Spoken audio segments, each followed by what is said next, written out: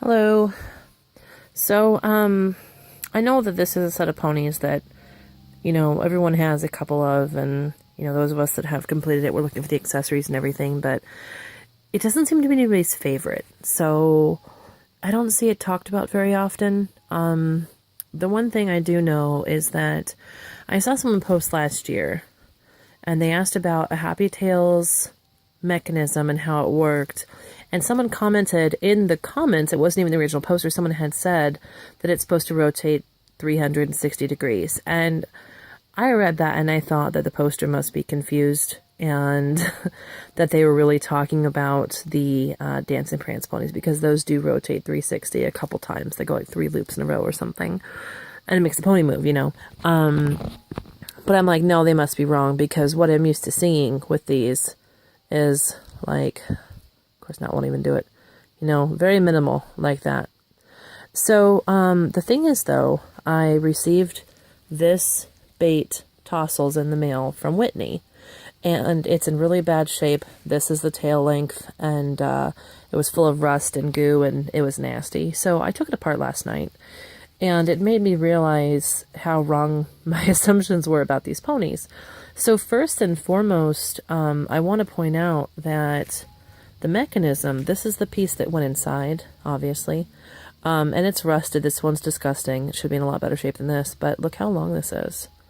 So, I'm used to doing this on a Happy Tails pony, and then I realized that this is actually where the trigger is, and look at the difference. So this one that I have here, and I'm totally big on the name, this might be Squeezer, I think. Yeah, it works perfectly. And the only reason I grab in the middle is because that's just where I got a result on the first couple that I received ever as a new collector, like, I don't know, years ago, a long time ago. It's been like, oh my God, it's been almost 15 years. Anyway, yeah, so I just kind of felt around until I got a result, and I was like, oh, that's kind of cute, okay, whatever, and I was done with it. But it's actually here, and if you watch, when it's all the way back, it actually does go a full 360 degrees, which is kind of amazing. So I want to show you how these guys work with this torn up, broken, nasty one. So what this is a plastic mechanism. It does have metal inside. Obviously, this is a rust bucket, destroyed one. It should have, I think, 2 separate metal pieces, but just by where the rust is right there in the center, it might have been one full C-shaped piece of metal. It is kind of hard nailed onto the plastic. It's got some molded plastic tabs here on the sides. And what this does, sorry, I'm refocusing as I have it closer and closer. So what this does is when you squeeze it, cat, now is not the time. No, shut up, go away. Oh my God. Thanks. Okay, so there's our cameo guest appearance. This is Zelda. This is my husband's fat cat who eats everything and then pukes it back on the floor. And she thinks that she's my cat, so she doesn't ever leave me alone. Anyway, so with this, it's kind of hard to see. I'm trying to get it to focus, but my flash is kind of whitening it out.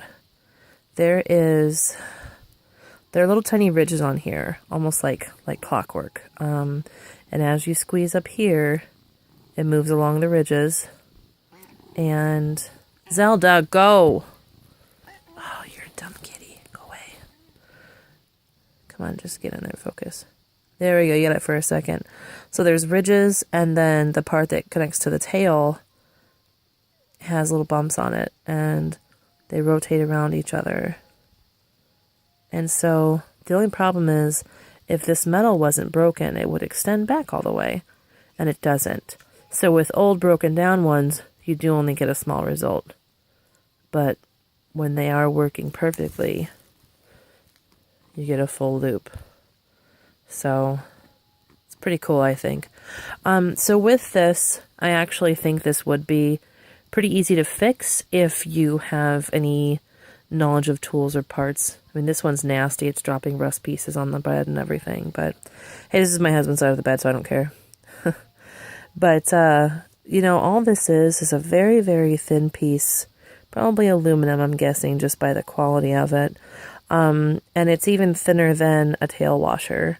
So anybody who is even a little bit adept at tools and something, you know, things like that, you can get a tiny piece of metal, get a couple holes drilled into it to fit it on here. I don't know how it's attached, if there's some kind of adhesive or something. I'm not sure at this point because this is so broken down. I don't want to take apart the good one to find out, so I'm just going by what's on here. But one little piece of metal and the rest, ew, it's all crumbling everywhere. The rest of this is plastic though. And the plastic part, on mine at least, is not broken down. So if I just had a way to fix this nasty, rusty, disgusting metal, then I could fix this pony, you know?